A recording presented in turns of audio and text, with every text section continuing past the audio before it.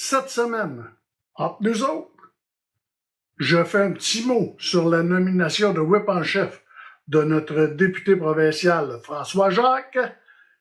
Je vais vous parler naturellement de la campagne des élections municipales à Lac-Mégantic et aussi juste un petit bout sur les nouveautés pour la voie de contournement.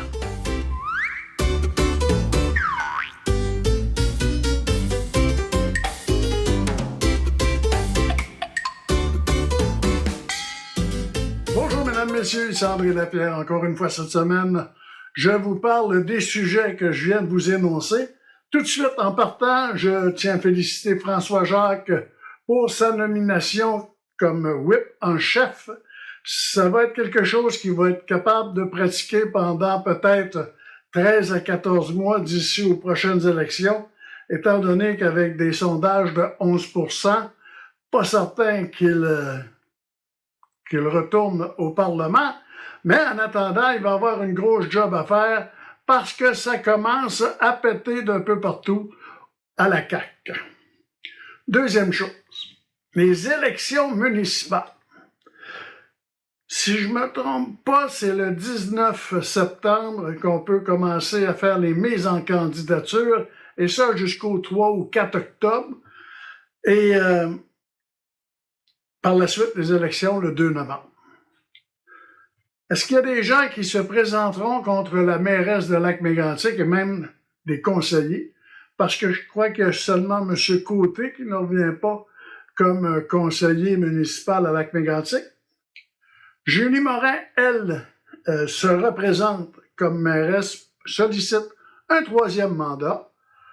Est-ce que quelqu'un va se présenter contre Julie Morin? On ne le sait pas encore. En tout cas, du moins, ça doit être gardé secret parce qu'on n'en entend pas parler. Et je veux juste dire une chose. On peut lire un peu partout, là. Ah, Mme Morin, là, elle a le OK pour la voie de contournement, puis elle est élue pour ça. Non, Mme Morin, elle est élue en partant pour des choses qu'elle peut réaliser elle-même et où elle a le contrôle. Dans la voie de contournement, Mme Morin n'a pas le contrôle de ça. Non seulement elle n'a pas le contrôle, mais je pense que Transport Canada ne l'a pas plus. Mais en tout cas, elle est là pour réaliser des choses et administrer la ville. Si les gens ne se présentent pas contre Mme Morin, c'est parce que ils sont satisfaits de l'administration de Mme Morin et des conseillers qui sont là. Ce qui ne veut pas dire que les gens n'ont pas le droit de poser de questions, là, même s'ils sont réélus par acclamation. Les gens peuvent poser des questions sur l'administration et ils se doivent de vous répondre, pas de se sentir offusqués quand on leur pose une question. C'est de répondre, d'avoir des arguments. Pourquoi? Pour qui? Comment? Je pense que dans une démocratie, c'est ce qu'il faut. Cependant, écoutez, si Mme Morin n'a pas de personne contre elle, ça veut dire que les gens sont satisfaits. Fait que, je vous en prie, arrêtez de dire « Ah, comment ça fait qu'elle est encore réélue? » Elle est encore réélue parce que personne ne s'est présenté contre. Pas compliqué, c'est de même. Mais je vous le rappelle, ça ne veut pas dire de tout accepter. Être élu par acclamation, c'est un vote de confiance que les gens vous donnent. Et il faut que tu en prennes soin. Parce qu'à un moment donné, si tu fais quelque chose, il faut que les gens soient conscients et contents. Il faut que les gens en veulent. Et si on ne prend pas connaissance des doléances, ou on ne fait pas aucun mouvement pour comprendre les gens, vérifier si on est dans la bonne direction, à un moment donné, le monde se table. Fait que s'il y a des gens qui se proposent d'aller comme conseiller ou comme maire, puis là, ce que je vous dis là, c'est pas juste pour Mme Morin en passant, là, c'est pour tous les maires. Écoutez et procéder et demandez l'opinion aux gens, pas juste à votre gang qui vous entoure. C'est normal que vous ayez une gang qui vous entoure. On a toujours besoin du monde à côté qui nous dise « Ah, t'es bonne, lâche pas, continue, on t'aime. » C'est normal, ça. Ça, c'est pas juste à Lac-Mégantic, c'est partout. OK? On se casse pas la tête avec ça, là, c'est partout.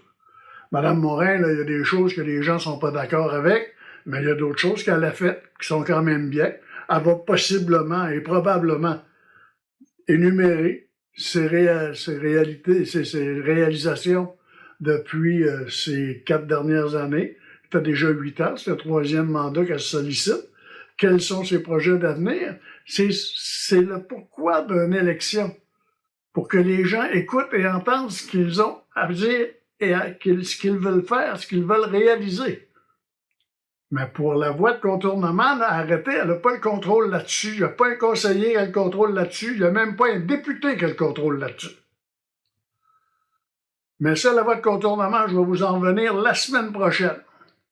Et pour terminer, justement, que ce petit bout de voie de contournement, imaginez-vous, Chrystia Freeland vient de démissionner comme ministre du Transport. Et ce que je comprends, c'est qu'il n'y a pas personne qui veut se garrocher pour être ministre du Transport. Peut-être que les gens à Ottawa savent ce qui se passe au ministère du Transport. Ils savent que c'est pas fort, là. Que ça vaut pas cher la tonne. Là. Puis ils veulent réaliser un train à grande vitesse. Puis commencer les travaux dans 4 ans. Je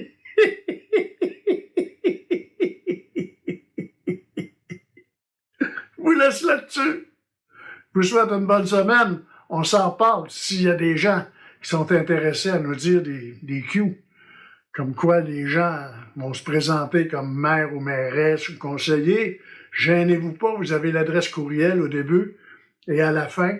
Écrivez-nous, laissez-nous vos commentaires et je vous invite à vous abonner sur une de nos chaînes des réseaux sociaux qu'on a ici et à ne pas manquer cette semaine, encore une fois, les commentaires de mon ami Daniel Pounet.